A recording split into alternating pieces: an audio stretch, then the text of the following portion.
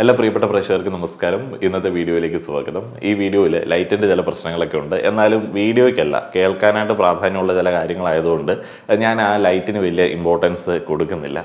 ഈ ദിവസങ്ങളിൽ ഏറെ സന്തോഷത്തോടെ കേട്ട ചില ഇൻ്റർവ്യൂസാണ് ബേസിൽ, നസ്രിയ എന്നിവരുടെ ഇൻ്റർവ്യൂസ്. അതിൽ പേളിയുമാണ് ചെയ്തത് വളരെയധികം ആസ്വാദകരമായിരുന്നു. അപ്പോൾ അതിനകത്ത് അവരുടെ ആ ഒരു ഫൺ ടോക്കൊക്കെ എനിക്ക് പേഴ്സണലി എൻജോയ് ചെയ്യാൻ പറ്റുന്നതായിരുന്നു. അതിൽ നിന്നാണ് ഇങ്ങനൊരു ടോപ്പിക്ക് വന്നത്. ഇപ്പോൾ പൊതുവെ ഈ സെലിബ്രിറ്റികൾക്കെതിരെയുള്ള നെഗറ്റീവ് കമൻറ്റുകളൊക്കെ കുറച്ച് കുറഞ്ഞു എന്ന് എനിക്ക് തോന്നുന്നതാണ്. എനിക്കറിയില്ല, ഞാൻ ഇനിയിപ്പോൾ അധികം കമൻറ്റുകൾ കാണാത്താണോ എന്നുള്ളത് എനിക്കറിയില്ല. ആളുകൾ ഇവരിങ്ങനെ ജഡ്ജ് ചെയ്യുന്നതൊന്നും ആളുകൾക്ക് വലിയ കാര്യമായിട്ട് ഇഷ്ടപ്പെടുന്നില്ല. അതുകൊണ്ട് തന്നെ ആളുകൾ തിരുത്തി കൊടുക്കുന്നുണ്ട്. ഈ കാലങ്ങളായിട്ട് സോഷ്യൽ മീഡിയയിൽ ഈ ഇൻ്റർവ്യൂസ് അപ്ലോഡ് ചെയ്യുന്ന സമയത്ത് ഇതിൻ്റെ ക്ലിക്ക് ബൈറ്റ് അടക്കം ഉദ്ദേശിക്കുന്നത് ആളുകൾ വരട്ടെ, ഇവരെ ജഡ്ജ് ചെയ്യട്ടെ, എൻഗേജ്മെൻറ്റ് ഉണ്ടാവട്ടെ എന്നതായിരുന്നു. പല ക്വസ്റ്റ്യൻസും അങ്ങനെയൊക്കെ തന്നെയായിരുന്നു ആളുകൾ ഫ്രെയിം ചെയ്തുകൊണ്ടിരുന്നത്. എന്നാൽ കുറച്ചും കൂടി ഇൻ്റർവ്യൂസിൻ്റെയൊക്കെ ഒരു സ്വഭാവം മാറി ആളുകൾ കുറച്ചും കൂടെ ക്വാളിറ്റിയൊക്കെ ആഗ്രഹിക്കുന്നുണ്ട്. പിന്നെ ഈ കട്ട നെഗറ്റിവിറ്റി അടിക്കുന്ന ആ ഒരു കമൻറ്റ് ബോക്സുകൾക്കിടയിൽ ഇപ്പോൾ ആളുകൾ ഈ ഒരു നെഗറ്റിവിറ്റിയോട് എതിരെ പ്രതികരിക്കുന്നത് കാണാനായിട്ട് സാധിച്ചു. അതിനിടയിൽ ഏറ്റവും ഇൻട്രസ്റ്റിംഗ് ആയിട്ട് തോന്നിയ ഒരു ടോപ്പിക്കിനെ കുറിച്ചിട്ടാണ് ഞാനിന്ന് സംസാരിക്കുന്നത്. ഈ ഫൺ ടോക്ക്, മെച്യൂരിറ്റി, ഇതൊക്കെ തമ്മിൽ എന്തെങ്കിലും ബന്ധമുണ്ടോ? ഈ ഫൺ ടോക്ക് നടത്തുന്ന, അല്ലെങ്കിൽ നമ്മുടെ ഭാഷയിൽ പറഞ്ഞാൽ ചളി അടിക്കുന്ന ആളുകൾക്ക് മെച്യൂരിറ്റി തീരെ കുറവാണ് എന്നുള്ള ഒരു പൊതുവായിട്ടുള്ള വെപ്പുണ്ട്.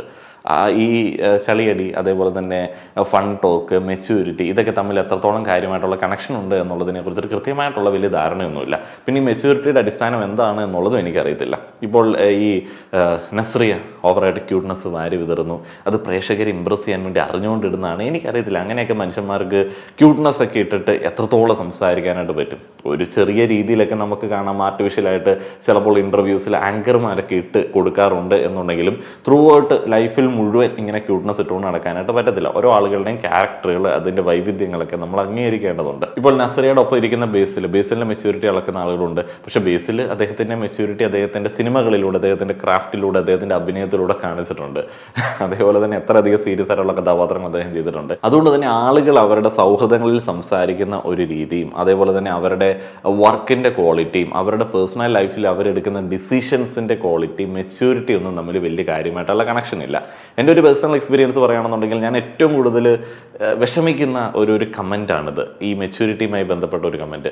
ഞാൻ ഈ ക്യാമറ ഓണാക്കി വെച്ച് ഈ ക്യാമറ ഓഫാക്കുന്നത് വരെ സംസാരിക്കുന്ന ഒരു രീതി എന്ന് പറയുന്നത് എൻ്റെ സ്ഥിരമായിട്ടുള്ള ഒരു സംസാര രീതി അല്ല. ഞാൻ എൻ്റെ ഫ്രണ്ട്സിൻ്റെ അടുത്ത് എൻ്റെ കംഫർട്ട് സോണിൽ ഞാൻ ഇങ്ങനെയല്ല സംസാരിക്കുന്നത്. ഞാൻ ഇങ്ങനെയല്ല സംസാരിക്കുന്നത്. ഇങ്ങനെ സംസാരിക്കുന്നത് എന്തുകൊണ്ടാണ്? ഇത് ഞാൻ മീഡിയയാണ് പഠിച്ചത്. നമ്മൾ പഠിച്ചെടുത്ത ഒരു പ്രസൻറ്റേഷൻ രീതിയാണ്. വളരെ സിമ്പിളായിട്ട് 10 മിനിറ്റ് കൊണ്ട് ഏറെ കാര്യങ്ങൾ കമ്മ്യൂണിക്കേറ്റ് ചെയ്യാൻ വേണ്ടി വാക്കുകൾ അടുക്കി സംസാരിക്കുമ്പോഴാണ് ഈ ഒരു പ്രസൻറ്റേഷൻ വരുന്നത്. നമ്മൾ ഫ്രണ്ട്സിൻ്റെ ഇടയിൽ ഇരിക്കുന്ന സമയത്ത് ഈ ഡ്യൂറേഷൻ പ്രശ്നമൊന്നും ഇല്ലല്ലോ. ഇപ്പോൾ ചുമ്മാ അങ്ങനെ അടിക്കും.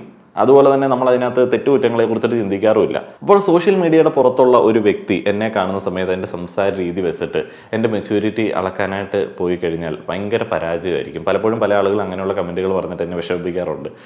ഞാനിപ്പോൾ ഏറെ ഇടപെടുന്നത് എന്നെക്കാളിലും വളരെയധികം പ്രായം കുറഞ്ഞ ആളുകളുമായിട്ടും, അതേപോലെ തന്നെ എന്നെക്കാളിലും വളരെയധികം പ്രായം കൂടിയ കുറച്ച് ആളുകളുമായിട്ടാണ്. ഞാൻ ഇതിൻ്റെ മിഡിലിൽ നിൽക്കുന്നത് കൊണ്ട് എനിക്ക് രണ്ട് ആ ഒരു കൂട്ടരുടെ ആ ഒരു വൈബും ഭയങ്കരമായിട്ട് കണക്ട് ചെയ്യാണ്ട് വരുന്നുണ്ട്. ഞാൻ ഭയങ്കര കംഫർട്ടബിൾ ആണ്. എന്നാൽ ചില ആളുകൾ പറയും, നിങ്ങൾ സോഷ്യൽ മീഡിയയിൽ അങ്ങനെയാണ്, ഇവിടെ അങ്ങനെയല്ല.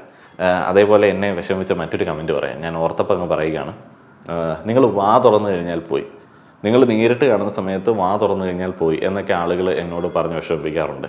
കാരണം നമ്മൾ വളരെ കൂളായിട്ട് ഈ നേരിട്ട് കാണുന്ന സദസ്സുകളിൽ വളരെ നാച്ചുറലായിട്ട് പെരുമാറുന്ന സമയത്ത് യൂട്യൂബിലേതുപോലെയുള്ള അടുക്കി വെച്ച വാക്കുകളുടെ ആവശ്യം ഉണ്ടാവില്ല. ഞാനത് ശ്രദ്ധിക്കാറുമില്ല. അപ്പം അങ്ങനെ വാ തുറന്നു കഴിഞ്ഞാൽ പോകുന്നതാണ് നമ്മളുടെ ഒരു പേഴ്സണാലിറ്റി എന്നുണ്ടെങ്കിൽ അതും വലിയ പ്രശ്നമാണ്. അങ്ങനെ പോകുന്നതാണെന്നുണ്ടെങ്കിൽ അങ്ങ് പോട്ടെ എന്ന് വെക്കട്ടെ എന്ന് വിചാരിക്കും. ഇവിടെയാണ് നമ്മൾ പ്രധാനപ്പെട്ട കാര്യം ചിന്തിക്കേണ്ടത്. കോണ്ടെക്സ്റ്റ് എന്ന് പറയുന്ന ഒരു കാര്യമുണ്ട്. സിറ്റുവേഷനെ മനസ്സിലാക്കുക, സിറ്റുവേഷന് വേണ്ടതുപോലെ സംസാരിക്കുക.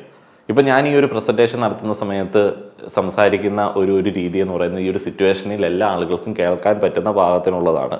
എൻ്റെ ഫ്രണ്ട്സിനിടയിൽ ഇങ്ങനെ എനിക്ക് സംസാരിക്കേണ്ട ആവശ്യമില്ല. അത് ആ ഒരു സിറ്റുവേഷനും കോണ്ടെക്സ്റ്റിനും വേണ്ട ഒരു രീതിയിലേക്കാണ് അവലംബിക്കേണ്ടത്. അവിടെ പോയി ഇതുപോലെ അച്ചടി ഭാഷ സംസാരിച്ചു കഴിഞ്ഞാൽ, അടുക്കി വെച്ച് സംസാരിച്ചു കഴിഞ്ഞാൽ അവർക്കത് ബോറിംഗ് ആയിരിക്കും. അവർക്കത് കേൾക്കാനായിട്ട് ഒരു രസം ഉണ്ടാവില്ല.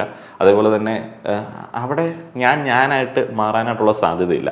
അപ്പോൾ അതുകൊണ്ട് തന്നെ ഇപ്പോൾ 2 ഫ്രണ്ട്സ് സെലിബ്രിറ്റികളാണെങ്കിൽ അവരൊന്നിച്ചിരുന്ന് ഒരു ഇൻ്റർവ്യൂ കൊടുക്കുന്ന സമയത്ത് അവരൊറ്റയ്ക്ക് ഇൻ്റർവ്യൂ കൊടുക്കുന്നത് പോലെ ആവാനായിട്ടുള്ള സാധ്യതയില്ല. അത് അവരുടെ സൗഹൃദ സദസ്സാണ്. ആ ഒരു സൗഹൃദ സദസ്സ് ഉണ്ടാക്കിയെടുക്കാനായിട്ട് ഇൻ്റർവ്യൂ ചെയ്യുന്ന ആൾക്ക് പറ്റുന്നുണ്ട് എന്നുണ്ടെങ്കിൽ, ആ ഒരു മൂഡ് ഉണ്ടാക്കി കൊടുക്കാൻ പറ്റുന്നുണ്ട് എന്നുണ്ടെങ്കിൽ ആളൊരു ബെസ്റ്റ് ഇൻ്റർവ്യൂവർ ആണ് എന്ന് പറയാൻ പറ്റും. അതേപോലെ ഏറ്റവും കൂടുതൽ ഒത്തൻറ്റിക് ആയിട്ട് സംസാരിക്കുന്ന ആളുകൾ എന്ന് പറയുന്നത് ഫൺ ടോക്ക് നടത്തുന്ന ആളുകളാണ്. കാരണം നിങ്ങൾക്ക് ഈ തമാശ രൂപേണ സംസാരിക്കുക അല്ലെങ്കിൽ ഇങ്ങനെ ഫൺ ടോക്ക് നടത്തുക എന്ന് പറയുന്നത് സ്ക്രിപ്റ്റ് ചെയ്ത് വെച്ച് ചെയ്യാൻ പറ്റുന്ന ഒരു കാര്യമല്ല. അപ്പോൾ വളരെ ഒത്തൻറ്റിക് ആയിരിക്കും. അതേപോലെ തന്നെ പെട്ടെന്ന് ഓപ്പോസിറ്റ് നിൽക്കുന്ന ആളുകളുമായിട്ട് കണക്റ്റ് ആവും. അതേപോലെ തന്നെ നമ്മൾ മനസ്സിലാക്കേണ്ട ഒരു സംഗതിയുണ്ട്, ഏറ്റവും കൂടുതൽ എമ്പതി ഉള്ള ആളുകൾ എന്ന് പറയുന്നത് നല്ല സരസമായിട്ട് ആളുകളെ ചേർത്ത് നിർത്തി സംസാരിക്കുന്ന ആളുകൾക്കാണ്. അപ്പോൾ അവർ പലപ്പോഴും കോമഡി യൂസ് ചെയ്യുന്നത് നിങ്ങൾ ശ്രദ്ധിച്ചു കഴിഞ്ഞാൽ അറിയാനായിട്ട് സാധിക്കും. ഒരാളൊന്ന് ഡൗൺ ആയിട്ട് ഓപ്പോസിറ്റ് നിൽക്കുകയാണെന്നുണ്ടെങ്കിൽ അയാളെ ഒന്ന് അപ്ലിഫ്റ്റ് ചെയ്യാൻ വേണ്ടി അല്ലെങ്കിൽ ടോട്ടൽ സിറ്റുവേഷൻ അപ്ലിഫ്റ്റ് ചെയ്യാൻ വേണ്ടി ഇവർ സംസാരിക്കും. നമ്മൾ ശ്രദ്ധിച്ചിട്ടില്ല, ഒരു ഗ്രൂപ്പിലൊക്കെ പെട്ടെന്ന് ഒരാൾ വന്നിട്ട് ആൾക്കാർ മിണ്ടാതിരിക്കുന്ന സമയത്തേക്ക് അവിടെ എന്തെങ്കിലും ഇട്ട് കൊടുത്തിട്ട് ഒന്ന് ചാർജ് ആക്കി എടുക്കുന്നത്. അത് ആ ഒരു എമ്പതി അതേപോലെ തന്നെ ആ ഒരു കൺസിഡറേഷൻ ഉള്ളതുകൊണ്ടാണ്.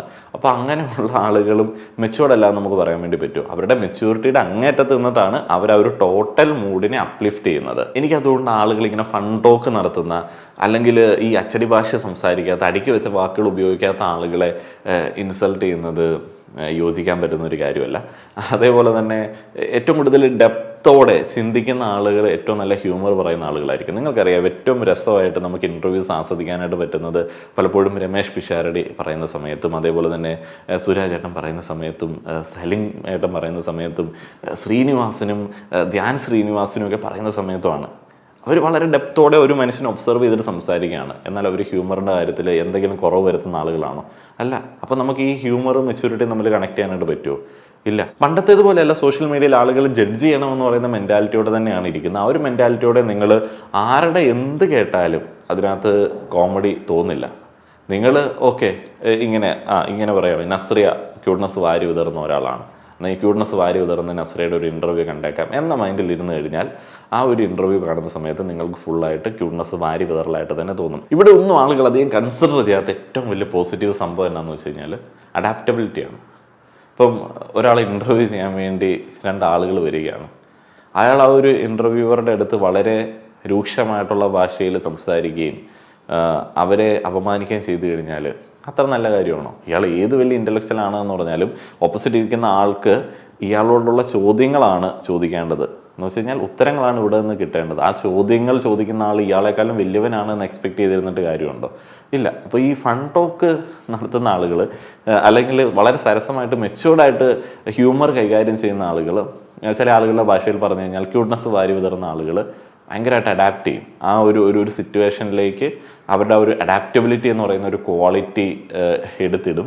അവർ ആ ഒരു സിറ്റുവേഷൻ്റെ കൂടെ അങ്ങ് എഴുകി ചേരും. ഈ ദിവസങ്ങളിലൊക്കെ നമ്മൾ ഏറെ ഇഷ്ടപ്പെടുന്ന ചില പ്രമുഖ വ്യക്തികളൊക്കെ ഇൻ്റർവ്യൂ കൊടുക്കുന്ന സമയത്ത് ഇൻ്റർവ്യൂവേഴ്സിനെ എയറിൽ കിട്ടുകയും അതെടുത്ത് ട്രോളന്മാർ ആഘോഷമാക്കുകയൊക്കെ ചെയ്യുന്നത് നമ്മൾ കണ്ടിട്ടുണ്ട്. ശരിക്കും പറഞ്ഞു കഴിഞ്ഞാൽ മെച്യൂരിറ്റി എന്ന് പറയുന്നത് എന്താണ്? അവരുടെ ഒരു ക്വസ്റ്റ്യൻസ് മുന്നേ തന്നെ ചോദിച്ച് മനസ്സിലാക്കുക. തനിക്ക് അത് പറ്റുന്നതല്ല എന്നുണ്ടെങ്കിൽ ആ ഒരു ഇൻ്റർവ്യൂ പരിപാടി വേണ്ട എന്ന് വെക്കുക. അല്ല, അതിനുവേണ്ടി ഇരുന്ന് കൊടുത്തിട്ടുണ്ട് എന്നുണ്ടെങ്കിൽ നമ്മൾ അവരുടെ ചോദ്യങ്ങൾക്ക് ഏറ്റവും നമ്മളുടെ മാക്സിമം ഇട്ട് മറുപടി കൊടുക്കാനായിട്ടുള്ള ഒരു മനസ്സ് കാണിക്കേണ്ടതാണ്. അല്ലാതെ അയാൾ റിക്വസ്റ്റ് ചെയ്ത് നമ്മൾ ഇരുന്ന് കൊടുത്ത ഒരു സ്പേസിൽ അയാളെ അപമാനിച്ചിട്ട് മാസാവേണ്ട ഒരു ആവശ്യമുണ്ട് എന്ന് എനിക്ക് തോന്നുന്നില്ല. നിങ്ങളുടെ അഭിപ്രായങ്ങൾ പറയുക. നന്ദി.